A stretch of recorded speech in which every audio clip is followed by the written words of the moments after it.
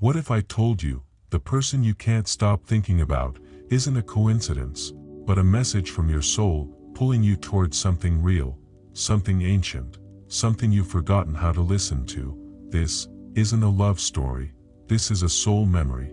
Have you ever locked eyes with someone, and the whole world just went quiet, not just the noise outside, but something inside you stopped? No fireworks, no violins, just silence, and a deep, strange knowing, like your soul whispered, you've seen this person before. Not here, but somewhere. They don't match your type, they don't check the boxes, you weren't even looking, but now you can't stop thinking about them. Not because they're perfect, but because something in you remembers. It's confusing, isn't it? You ask yourself, why them? Why now? Why does my heart feel like it's remembering something my brain can't explain? Carl Jung, a man who spent his life listening to the soul, believed these moments were never random. He called them messages from the unconscious. Echoes, whispers, carved into the silence beneath logic and language. He believed we carry inside us a sacred map, not drawn by logic, but by longing. And sometimes, when two people meet, that map lights up. You may not know why, you may not even remember what they said, but something in you says, pay attention. This matters. That voice, it doesn't come from your preferences, it doesn't come from your past, it comes from something older, wiser, quieter, from your soul. I remember a woman once told me, I met him in line at the airport, we barely spoke, but when he looked at me, I felt seen. Like no one had seen me in years. She didn't fall in love that day, but she couldn't forget him, even in her dreams. That's what soul memory feels like. It doesn't shout, it echoes, long after they've gone. Their presence lingers, like a melody you forgot you knew, a song that doesn't play out loud, but plays inside you. Jung said this connection isn't about finding someone who fits. It's about someone who awakens, not love at first sight, but recognition, not fantasy, but a kind of remembrance. And sometimes, the people who awaken you, they're not here to complete you, they're here to call you back to yourself. So let me ask you, have you ever felt this, that sudden stillness in your chest, that strange familiarity with a stranger, that quiet trembling that says, this isn't ordinary? If you have, then you've stood at the doorway of something real, not fairy tale love, but soul love, the kind that doesn't flatter your ego, but calls your spirit, not to get lost in someone else, but to come home to yourself. Through them, because real love doesn't always feel like passion. Sometimes, it feels like peace, and peace isn't loud, it's knowing. In this series, we're going to explore what Jung called soul-level love. The kind that confronts, challenges, changes you, the kind that doesn't offer escape, but offers truth, and truth doesn't come to keep you safe, it comes to set you free. So take a breath, you're about to step into the space beneath the surface, where the heart sees what the eyes cannot, and where love becomes something sacred. Next time someone stirs something deep inside you, before you run, before you explain it away, pause, because maybe, just maybe, your soul remembers what your mind forgot. If this stirred something inside you, subscribe, because in the next episode, we'll explore the 9 signs you've met someone not meant to complete you, but to awaken you. But here's the thing, just because your soul stirs, doesn't mean the path will be easy. Not every intense connection is love, and not every comfort is truth. Real love, the kind Jung spoke of, doesn't just feel good, it feels true, and truth often arrives wrapped in discomfort, in challenge, in awakening. It's not about how perfect the person is, it's about how deeply they reflect you back to yourself. So how do you recognize it?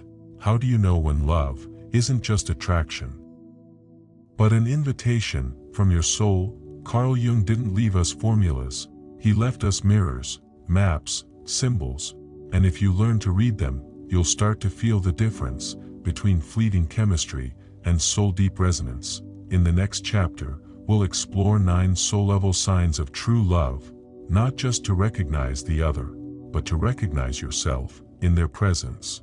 Are you ready? Because what comes next may not just change how you love, it might just change who you are. What if the love of your life isn't someone you fall for, but someone your soul suddenly remembers? You don't know why, you've barely spoken, but something in their eyes feels like a place you've been before. Have you ever met someone, and it didn't feel like the beginning, it felt like a return? No sparks, no rush, no cinematic music playing in the background, just a quiet voice inside whispering, "Oh, it's you." They're not your type, they don't check your boxes, you weren't even looking, but something in you settles, like dust returning to earth. You don't fall in love with them, you recognize them. Carl Jung believed love, real, soul-level love, isn't about attraction, it's about recognition. Not recognition from memory, but from something deeper, a sacred knowing, the soul's quiet whisper, "I've been here before." And so have you. Jung said we carry blueprints within us, archetypes, fragments of wholeness, buried in what he called the collective unconscious, and sometimes, when we meet someone, it's not our mind that responds, it's our soul. Think about it. Have you ever felt drawn to someone, for no logical reason? They didn't impress you, they didn't do anything, but still, being around them felt familiar, as if they awakened something ancient in you. Something sacred you'd forgotten. This isn't about comfort, and it's not about excitement either. It's something quieter, deeper, a soft vibration inside your chest, like a memory without words. A sense of home. Not in a place, but in a presence. Jung called this awakening the anima and the animus, the feminine within a man, the masculine within a woman, not in a gendered way, but in a spiritual one. You might live in your head, organized, structured, rational, and then you meet someone who lives like wind. They feel before they think. They move like music, not time, and it unsettles you, but it also mesmerizes you. They don't complete you, they mirror the part of you you've silenced, and simply by being themselves, they remind you who you were before the world told you who to be. I remember hearing a woman say, "I met a man who was everything I was not. Raw, emotional, intense, he drove me crazy, but when I was around him, I felt more like me than I had in years." That's what this connection does. It doesn't give you what's missing, it shows you what's been asleep. Jung once wrote, "True love is not about finding the other half, it's remembering you were never incomplete to begin with." The one your soul recognizes won't save you, they'll awaken you, the softness you buried, the wildness you tamed, the voice you silenced. So how do you know if someone is meant for you? Start here. How do you feel around them? Do you exhale more easily? Do you feel seen, without needing to perform? That's not chemistry. That's truth. Truth recognizing truth. But here's the twist. This kind of love, it's not always easy, because when someone reflects your deeper self, they also reflect your fear, your shadows, your resistance. And that's why many people run, not because it's not real, but because they're not ready to meet the version of themselves this love was meant to awaken. And that's okay. Not every soul connection turns into a relationship, but every single one leaves a mark, a soft scar on the heart, a wake-up call to your forgotten wholeness. So if you've met someone like this, someone who makes no sense on paper, but makes your soul pause, don't rush to define it, don't analyze it, just listen, feel, and ask, what part of me do they awaken? Because maybe they didn't come to give you love, they came to remind you that you already are it. They weren't sent to complete you, they came to hold up a mirror, and in that mirror, you'll see the most sacred truth of all. You were never broken, you were only Asleep, and now, you are waking. What if the person you want to avoid the most is actually the person your soul sent to heal you, isn't your enemy, but your mirror, the one who makes you feel weak, exposed, confused, might be the very one your soul brought in to help you grow.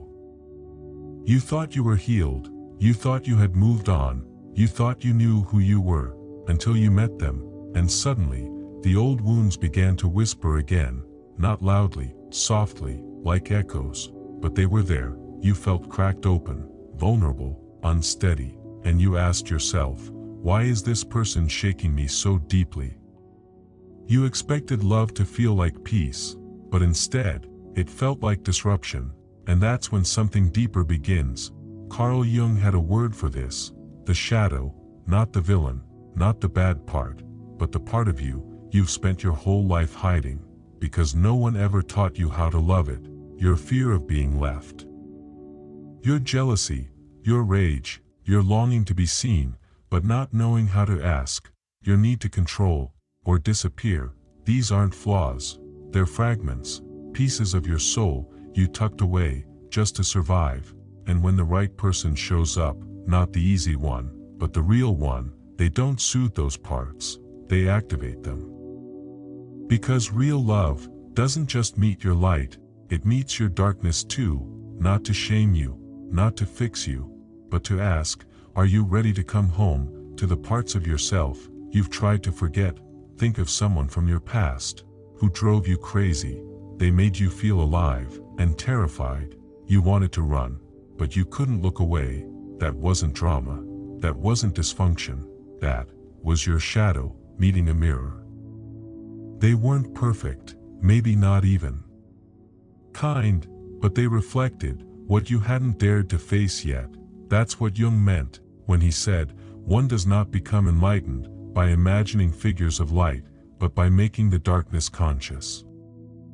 Let me be clear, not everyone who triggers you is your soulmate, but everyone who awakens your shadow is a teacher. And sometimes, love isn't soft, it's surgical. It cuts through your masks and whispers, be real, not beautiful, not impressive, real. Imagine this, you're in a safe relationship, everything looks perfect, you smile more, but you feel less, you avoid conflict to keep the peace. But you're losing your voice. Now, picture someone else. They challenge you, they don't fix your pain, they hold space for it, they see your truth, even when it's messy. One love makes you feel admired, the other makes you feel awake. Which one do you think Jung called real? Shadow love isn't a movie, it's a mirror. It confuses you, confronts you, but somehow, it frees you, because the one who triggers your chaos, they aren't pointing to your weakness, they're pointing to your wholeness, waiting to be claimed. Here's the truth no one says out loud: the person who stirred your storm might be the one your soul needed to evolve. They didn't come to break you, they came to break the version of you you built to be loved. And sometimes, that version must fall apart so you can finally see who you are beneath it. So if you're remembering a love that didn't feel soft, but felt honest, look again. Maybe it wasn't trauma. Maybe it was truth, the kind of love that doesn't give you butterflies, it gives you a spine, a voice, a mirror, and maybe, just maybe, that's what your soul came here to find. If love makes you tired, it might not be love. The right person won't drain you, they'll feel like a breath you didn't know you were holding. Have you ever been in a relationship that looked perfect on the outside, but deep down, you were slowly fading? You laughed at the right times. You said all the right things, you even felt safe. But you weren't you anymore. You stopped doing the things that once lit you up. You watched your words. You dimmed your light just a little, so you wouldn't be too much. And every time you walked away from a conversation with them, you didn't feel energized. You felt exhausted, not from fighting, not from chaos, but from silencing yourself. Carl Jung once said, when two souls truly meet, they don't consume each other, they transform each other, not through effort, not through fixing, but through resonance, through something felt, not forced, because real love doesn't drain you, it expands you. But here's the truth, so many of us confuse intensity with depth. We chase chemistry, we endure struggle, we romanticize effort, we think, if it doesn't cost me something, maybe it's not real. But what if the truest kind of love doesn't feel like a storm? What if it feels like oxygen? What if it's not about the butterflies, but the stillness? After the butterflies have flown, now think of someone past or present who made you feel calm. Without making you small, they saw you fully and didn't flinch. You didn't have to entertain, you didn't have to impress, you could just be quiet, real, human, and somehow you felt more like yourself than you had in a long, long time. That's the kind of love Jung spoke of, not the love that drains, but the one that reminds you you're alive. Here's something we don't talk about enough. Sometimes what we call passion is just emotional survival mode. You replay conversations in your head, you feel anxious when they don't text back, you overthink, you shape-shift, and after all that, you don't glow, you're not full, you're depleted, you feel like a version of yourself. That's almost enough, but not quite. That's not love, that's performing for approval. Now picture this instead, you're with someone who listens, like really listens. They don't interrupt, they don't fix, they make space. They sit with you, in the mess, in the questions, in the in-between, and slowly, you start to come back to life. You sleep better, you laugh deeper, you return to parts of yourself you thought you had lost, because this person, they don't complete you, they wake you up. Carl Jung believed that when love is real, it becomes a spiritual catalyst. It doesn't pressure you to grow, it invites you to grow, because you feel safe to do so. You don't need your armor, you don't need your mask, you can let go, and still feel held. So let me ask you, when I'm with this person, do I feel more like myself? Or less? Do you feel full, or emptied out? If love is costing you your voice, your joy, your sense of aliveness, that's not love, because true love doesn't ask you to shrink to fit, it asks you to rise into your wholeness. You'll know you found something real when you no longer feel the need to work so hard just to be understood, when their silence feels like sanctuary, not distance, when being together doesn't just feel good, it feels honest, not perfect, not always easy, but real enough to breathe inside of. In the end, you don't need someone to complete you, you need someone who reminds you who you already are, before the world made you forget. And when that kind of love finds you, it won't feel like losing yourself to another, it'll feel like coming home, home to the version of you who was always enough. What if the right person wasn't the one who asked you to stay behind, but the one who gave you wings to rise? Not someone who clips your dreams, but someone who flies beside them, because love, real love, isn't about shrinking, it's about expanding. Together, some people fall in love by disappearing, they melt into the other, they give up their voice, their dreams, their essence, just to keep the connection alive. Others stay so distant, so fiercely independent, they forget how to let love in. But then, there's something different. A connection that doesn't require you to merge, because both souls are already whole, and when they meet, they don't collide, they align.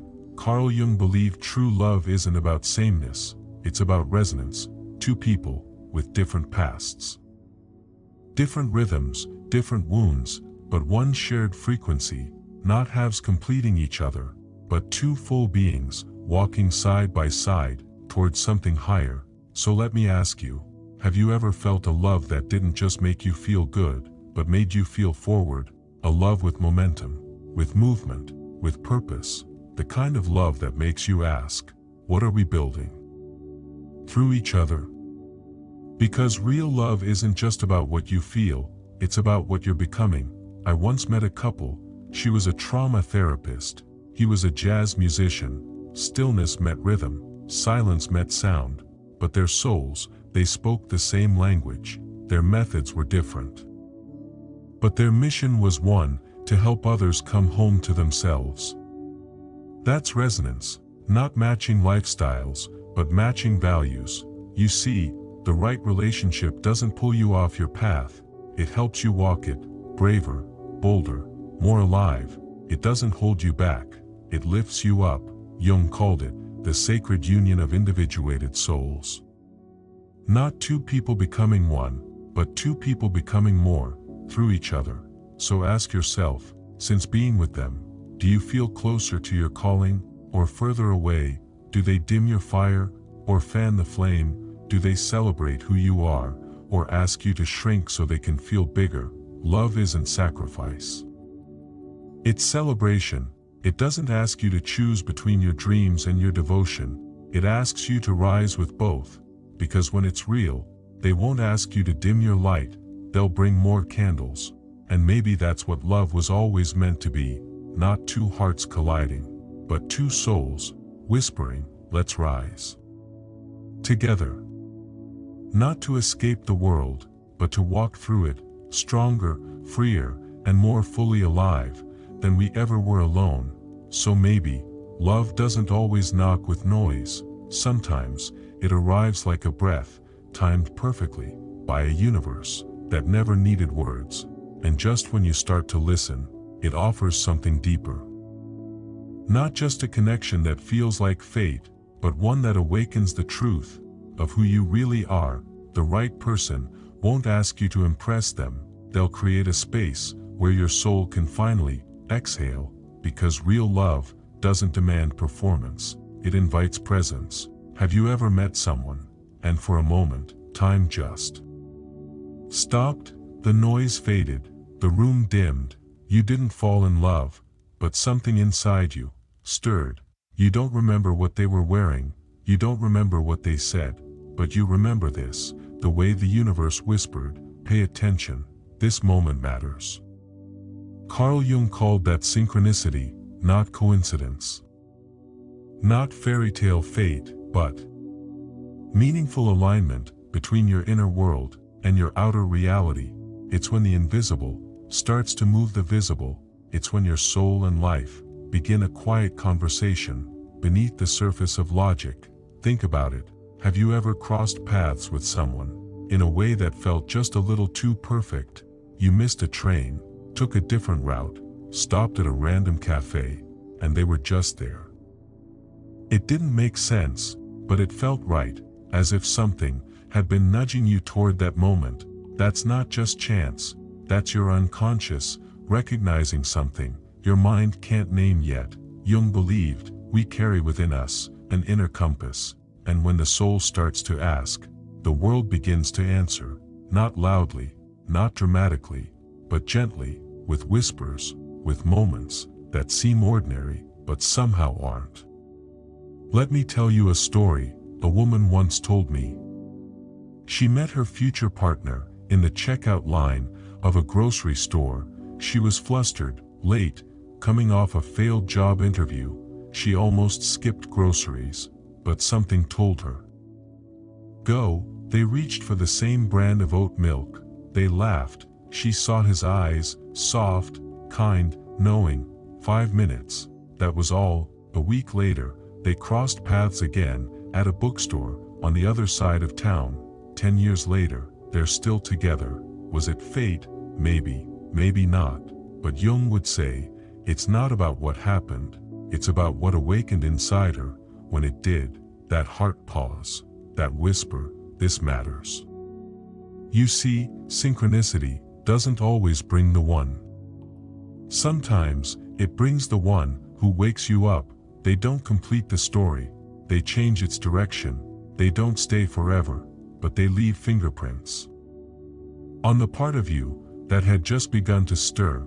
So how do you know it's synchronicity, and not just wishful thinking? You'll know, because it feels calm, not dramatic, not loud, just right, as if the moment is holding its breath with you, as if something ancient inside says, remember this, it means something. When time pauses, when space bends, when someone looks at you, and something inside you exhales, that's not fantasy, that's soul language. They may not look extraordinary, but your response to them is, you feel cracked open, not because of anything they did, but because something locked in you finally turned to light. Jung believed that real love often begins right there, on the edge of the unexpected, not because we planned it, not because we were ready, but because our soul was finally listening. So next time you feel a moment like that, pause, breathe, don't rush to label it, don't run from it, just ask, what part of me is being called forward right now? Because real love doesn't always arrive in grand gestures. Sometimes it enters like a breeze, and in its silence, it changes everything. So maybe love isn't about becoming someone better, maybe it's about returning to someone truer, the you that doesn't have to perform, the you that's been waiting to be welcomed home. But here's the truth, once you've tasted that kind of love, you'll face a choice. Real love doesn't ask for your mask, it asks for your truth, even when that truth costs you the life you've been pretending to live. Because at some point, love stops being a feeling and becomes a choice. Have you ever been with someone, and without realizing it, you just started breathing deeper, not because they fixed anything, not because they had the perfect words, but simply because you no longer had to perform. You didn't have to shrink, you didn't have to prove, you didn't have to be more impressive, more polished, more together. You could just be messy, soft, quiet, whole. Carl Jung once said, real love doesn't demand perfection. It invites truth. The kind of love that holds space for your doubts, your edges, your unedited self, and in that space something shifts. You stop trying to become better for someone, and start becoming more you. We live in a world that rewards performance.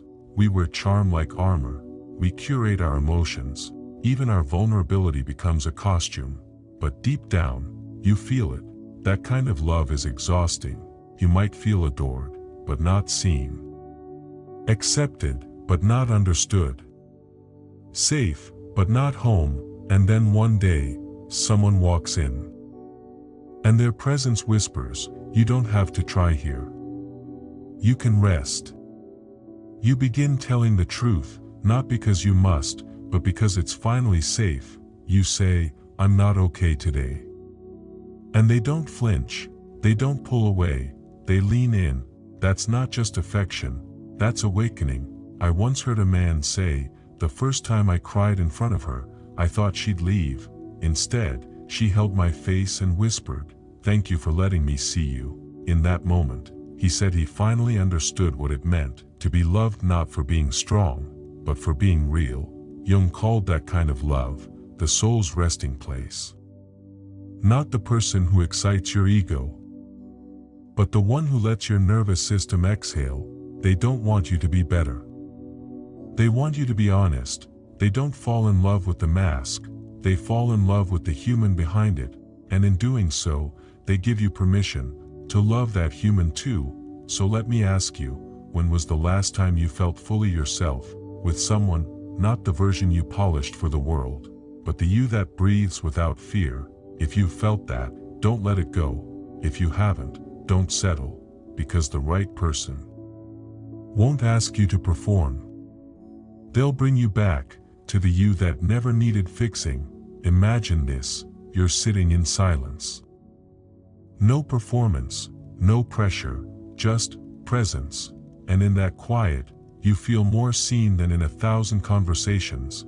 They don't interrupt, they don't fix, they don't fill the silence, they stay, and you realize, this is home. In Jungian psychology, we're not here to be perfect, we're here to be whole, and true love is the mirror that reflects both your light and your shadow, and says, all of it is welcome here. So if someone makes you feel more like yourself, not because they complete you, but because they truly see you. That's not just love, that's soul recognition. They didn't come to change you, they came to remind you, you were already enough. And when someone no longer needs you to be perfect, that's when the soul finally exhales, sometimes. Love doesn't ask for more of you, it asks for the real you, the one you've buried beneath roles, rules, and survival. And when that kind of love enters your life, you can't pretend anymore. The mask starts to suffocate. You have to choose. Real love doesn't come to complete you. It comes to confront you, to stand face to face with the parts of you you've been afraid to live. Because the moment love becomes real is the moment you can no longer lie to yourself. There comes a moment in every true relationship when the question shifts, not do they love me, but am I willing to be fully seen? Because real love sees past your smile, past your strength, past your performance. It looks you in the eyes and says, I want your truth. Carl Jung believed, love isn't here to comfort the ego, it's here to awaken the self. An awakening is messy. It asks for what most of us avoid, letting go of who we pretended to be, to finally become who we are. You felt this before. You meet someone, and it's not just attraction, not just sparks, it's a tremble, like your soul whispering, if you say yes to this, your life will never be the same. Not because of them, but because of who you'll have to become. In order to stay, you'll have to take off the armor, drop the roles, the pleaser, the strong one, the always fine one. You'll have to admit what you want, what hurts, what still scares you, and that's the terrifying part. Once they see the real you, you can't go back to hiding. That's why real love is a threshold. It's not just meeting another, it's meeting yourself. Will you keep performing, or will you risk being seen? Because real love doesn't always come to soothe, sometimes it comes to choose. I once heard, loving her meant letting go of the version of me that could survive without honesty. That stayed with me, because the right person won't let you fake it, not forever. They won't punish your masks, but they also won't feed them. They'll look at you and say, if you want this, you have to stop running from yourself. Jung said, people will do almost anything, no matter how absurd, to avoid confronting their own soul. But when love is real, avoidance becomes unbearable. You feel it, the ache of pretending, the weight of silence, the cost of shrinking, until one day, you don't want to be loved for the performance. You want to be loved for the person who breathes beneath it all. But here's the paradox. To be truly loved, you have to be willing to be left.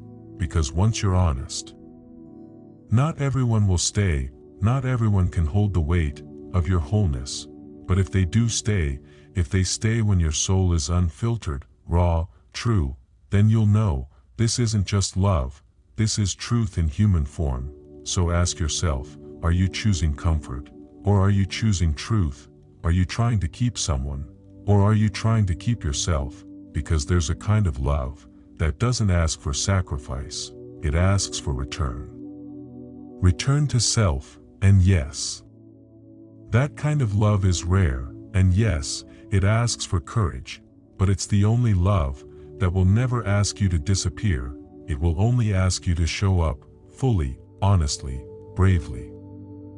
And if they stay, when your truth is loud, then you're not just in love, you've been seen, and that changes everything. Not every love story begins with comfort. Some begin with disruption, a subtle, undeniable shift in who you thought you were allowed to be.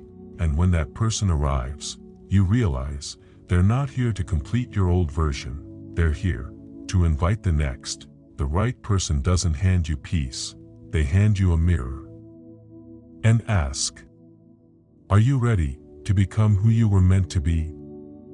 Because real love doesn't protect your comfort zone, it burns it down, so your truth can rise. Not every kind of love feels safe, not every love makes you feel full. Some love doesn't soothe, it stirs something deeper, something dangerous to your comfort, but sacred to your becoming. It doesn't flatter who you are today. It whispers, are you willing to grow? Carl Jung once said, true love isn't about fusion. It's not about merging into one. It's about transformation, through conscious connection, through fire, because real love doesn't feed your ego, it feeds your evolution. Have you ever met someone who didn't give you answers, but made you ask better questions? They didn't always make you feel safe, but they made you feel alive, not because of words, but because of what they saw in you. Before you saw it in yourself, you find yourself changing, quietly, powerfully. You read books you never touched, sit with feelings you used to escape, say truths you once buried. They didn't ask you to grow, they just existed, and your soul whispered, if I stay who I've been, I'll miss who I could become. That's not romantic comedy love, that's awakening, that's expansion. I once heard a woman say, he didn't coddle me, he didn't worship me, but when I looked into his eyes, I knew I had two choices, rise, or walk away from something rare. That's the difference. Easy love keeps you small, real love asks you to rise. They don't stroke your comfort, they spark your courage. Jung would call this a transformational mirror, not a rescuer, not a soulmate, but a sacred reflection of who you could be. So let me ask you, have you ever met someone who didn't fix you, but made it impossible to keep breaking yourself? Someone who didn't feel easy, but felt honest? If so, maybe you didn't meet a partner. Maybe you met your turning point, because real love doesn't come to complete you, it comes to wake you up, to the places you've outgrown, to the parts of you that settled, to the truth you've been avoiding. But let me be clear, this is not about becoming more for someone else, it's about becoming more for yourself. And maybe, just maybe, they didn't give you your power, they revealed it, and from that moment on, you were never the same. So if love right now feels like friction, feels like fire, feels like everything you didn't expect, don't run. It's not here to break you, it's here to build you. They didn't come to soothe the old you, they came to awaken the version of you that's been buried in fear, in silence, in pretending. And if their presence makes you uncomfortable, good, because maybe your next chapter doesn't need comfort. It needs truth. Sometimes the most extraordinary love doesn't arrive with grand gestures or poetic declarations. It arrives quietly, like breath, like grounding, like something sacred moving beneath the noise. And when that kind of presence touches you, you don't forget it, you don't analyze it, you just feel it. Something inside exhales and whispers, you've been here before. Because real love doesn't always race your heart, sometimes it silences your soul. Not every love enters with fireworks, some enter with stillness, no spotlight, no sweeping soundtrack, just a calm that wraps around your being, and you realize you didn't fall in love. You remembered. It's hard to explain, isn't it? You don't remember what they wore, or exactly what they said, but you do remember this. Something in their presence softened the edges of your world. Your breath deepened, your thoughts slowed, the noise inside you began to hush. You didn't need to sparkle, or perform, or prove. You just sat there, and something ancient in you said, you're safe now. Carl Jung didn't believe love was about finding your other half. He believed it was about remembering your true self, the one you buried beneath coping, beneath pretending, beneath performance. And when the right person appears, they don't wake your ego. They wake your soul. Let me ask you this, have you ever sat in silence with someone and felt more seen than in 1,000 conversations? Not religious, not dramatic, just sacred, like prayer without words, like presence without pressure. And in that space, you feel whole, you feel real, you feel home. I once heard a woman say, when I'm with him, I don't feel like I'm being loved, I feel like life itself is holding me. That is presence, that is love, not loud, not urgent, but unforgettable. You stop analyzing, you stop chasing certainty, you just know, this is real. Because even if nothing changes outside, inside, you're different. You laugh easier, you cry deeper, you return to yourself, without even noticing how, and maybe that's what makes it sacred, not because they complete you, but because they remind you how to come back home, back to your breath, back to your truth, back to the life inside you that's been waiting to be felt again. So if someone has entered your life, and everything inside you softens, don't rush, don't label it, don't explain it away, just pause. Listen, because maybe they didn't come to dazzle you, maybe they came to help you remember that you don't have to perform to be worthy of love, you just have to be still enough to receive it. And if someone makes you feel the sacred in ordinary moments, don't call it coincidence, call it what it is, call it home. Sometimes, what feels like fate isn't meant to stay. Sometimes, what feels like love is really just a part of you, begging to be healed. And if you're not careful, you'll spend years chasing the fire, when what your soul truly needed was peace. Because if it burns, if it shakes, if it leaves you breathless, don't call it love too quickly. Some connections feel cosmic, but they're really just your wounds wearing someone else's face. Not every person who shakes you is meant to stay. Not every spark is a sign. Some people feel unforgettable, but in loving them, you forget yourself. And sometimes, what you think is destiny is really just your shadow, longing to be seen. Let's be honest, there are people who enter your life like lightning.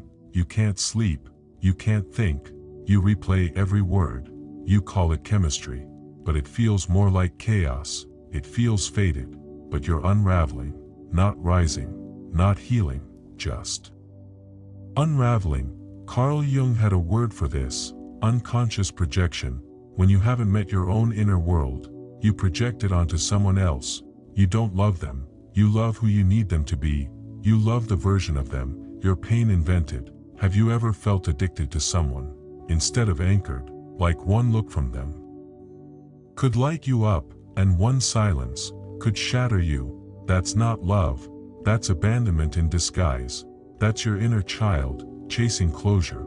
Jung warned us, projection feels powerful, it feels real, it feels magical, but the moment they stop playing the role your mind cast for them, the illusion collapses, and you're left heartbroken, not just by them, but by the version of yourself you lost while trying to hold it together. So how do you know the difference? Ask yourself, after being with them, do I feel more grounded or more confused? Do I feel seen or just afraid of being abandoned again? Am I showing up fully or shape-shifting just to stay? Because love, real love, doesn't make you forget who you are. It brings you back, more whole, more steady, more you. If someone's presence makes you question your worth, doubt your gut, abandon your voice, that's not love, that's survival, that's fear. Wearing perfume and not his doesn't mean intense love is fake, but if it's real, it won't shrink you, it will expand you, it will challenge you, but it won't ask you to disappear. Jung said, real love begins inside. You must meet your own shadow, understand your wounds, so you stop falling for people who reflect your pain instead of your truth. So maybe that powerful connection wasn't your soulmate. Maybe it was your wake-up call, not to love them, but to return to yourself. If their love costs you your center, it's too expensive. If you keep vanishing just to keep them, you're not in a relationship, you're in a transaction. So let me ask you, are you loving them, or the version of yourself you hoped they'd fix? Because sometimes, the person who breaks you is just the mirror you've been avoiding, and when that mirror shatters, don't chase the pieces, pick up the parts of you that you left behind. That's not the end, that's the beginning of coming home to yourself. Have you ever loved someone so deeply that you started losing pieces of yourself. Just to keep them close, what if I told you, some of the most intense loves are not love at all? Let's go deeper, because not every heartbreak is caused by betrayal. Some are caused by waking up from a dream we created ourselves, a dream where they were everything, and we disappeared inside it. There are moments when someone enters your life, and it feels electric. They shake something loose in you. You feel alive, in a way you haven't in years. Your pulse quickens, your thoughts spiral, you whisper to yourself, this must be it. But beneath that fire, a quieter voice whispers, I'm starting to lose myself. Not every connection that burns hot is built to last, and not every intense attraction is love. Sometimes, it's a mask, a beautiful disguise for something far more dangerous, emotional dependency wrapped in longing. Carl Jung called this unconscious projection. It's not them we fall for, it's what they represent. The safety we never had, the validation we're starving for, the presence that mirrors who we wish we were. We pour meaning into their silence, assign depth to their absence. Fall in love with our own story, and forget they're not reading the same script, and the signs, they're subtle. At first, you can't focus when they're not around. You twist yourself, just to stay in their orbit. You edit your truth, piece by piece, just to avoid losing them, until one day, you look in the mirror, and realize, you're fading. You've become softer, not because love made you safe, but because fear made you small. I once heard someone say, I thought I loved him, but really, I was addicted to how he made me feel, when I didn't know how to feel whole on my own. That's not love, that's a longing, looking for a host. So let me ask you, have you ever called someone a soulmate, when deep down, they were just the shape of your wounds? It felt passionate, it felt intoxicating, but in the quiet moments, you felt anxious, uncertain, lost. That isn't love's fault, it's the shadow side of connection. When we seek someone, not to grow with, but to fix what we're afraid to face alone. Here's the truth, if after loving someone, you feel more fragmented, more reactive, more insecure than what you were in, wasn't love, it was self-abandonment, disguised as intimacy. Jung taught us, when we haven't met our inner world, we project it outward. We cast people into roles, savior, soulmate, rescuer, and feel betrayed when they don't play the part. But the betrayal was never theirs, the illusion was ours. And when it all shatters, you're not a fool, you're just waking up to the parts of yourself you gave away, trying to feel whole. So how do you know if it was projection or love? Ask yourself, after being with them, do I feel centered or spun out? Do I feel seen or just watched? Do I feel safe or silently erased? Because real love doesn't ask you to vanish, it won't demand performance, it won't make you small to feel secure. Real love grounds you, it expands you, it brings you back to your center. Not farther away from it.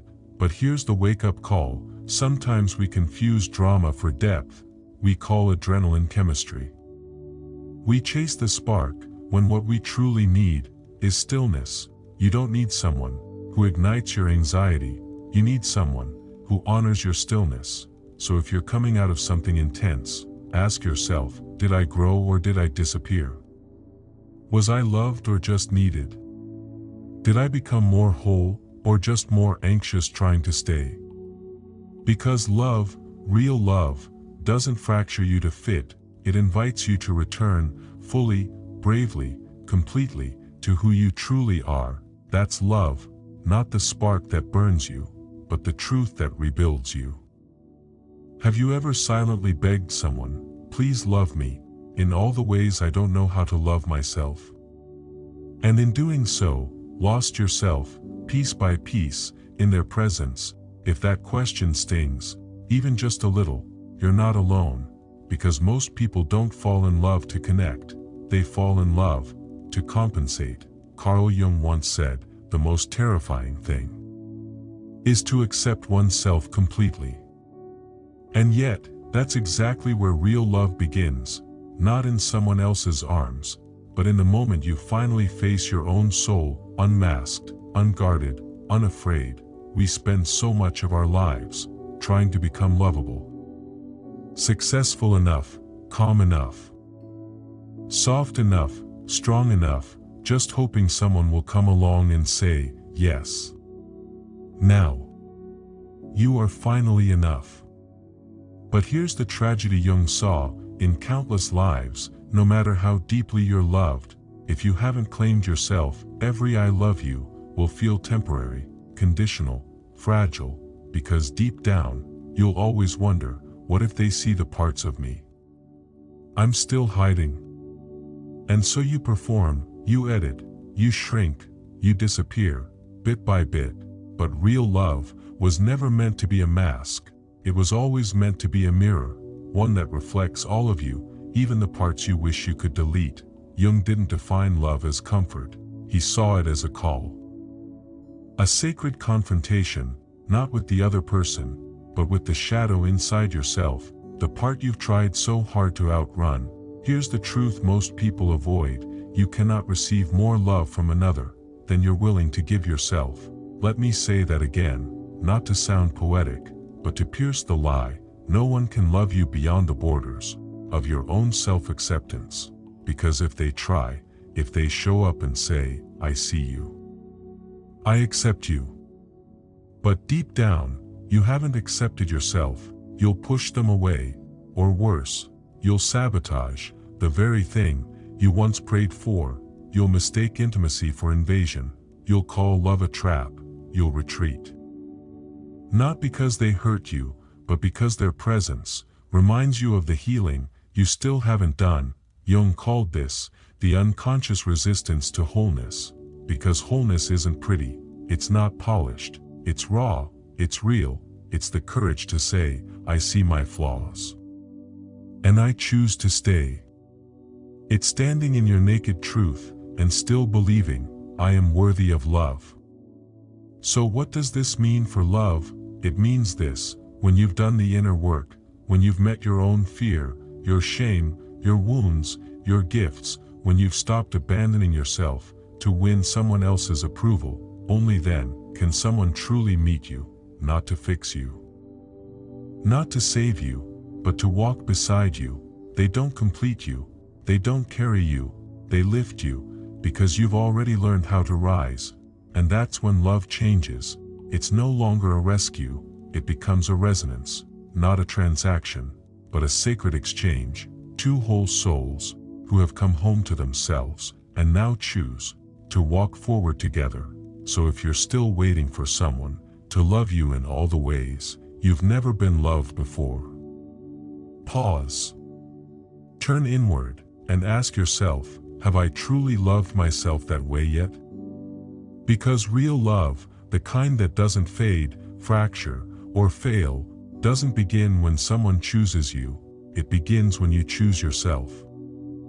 And when that happens, you won't chase love anymore, you'll become it. What if love isn't something you fall into, but something you walk into, eyes wide open, heart steady, soul ready to be seen? Most people chase love like it's the ending, the reward, the rescue, the storybook escape from loneliness. But real love isn't the end, it's the beginning of something deeper, rawer, more honest. A relationship not just with another, but with yourself. Because love, real love, doesn't come wrapped in perfection. It comes as a mirror that shows you your hidden grief, your quiet longings, your deepest fears of being abandoned, unseen, unworthy. And the real question isn't, is this person ideal? It's, am I finally willing to be real?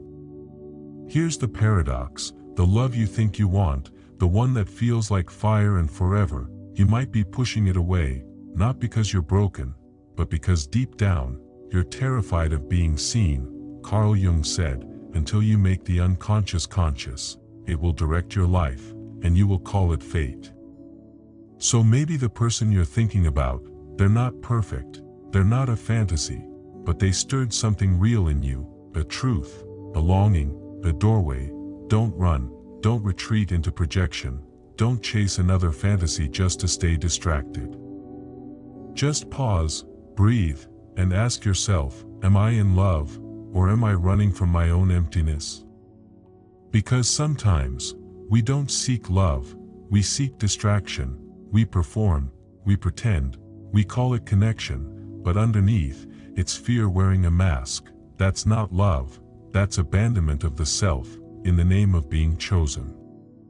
So what is love? Love is the courage to say, this is me, here's what I carry, here's where I shine, and where I'm still bleeding. And when the right person meets you there, they don't flinch, they don't fix, they stay, not because you're flawless, but because you're present. Real love doesn't rescue, it reveals, it doesn't consume.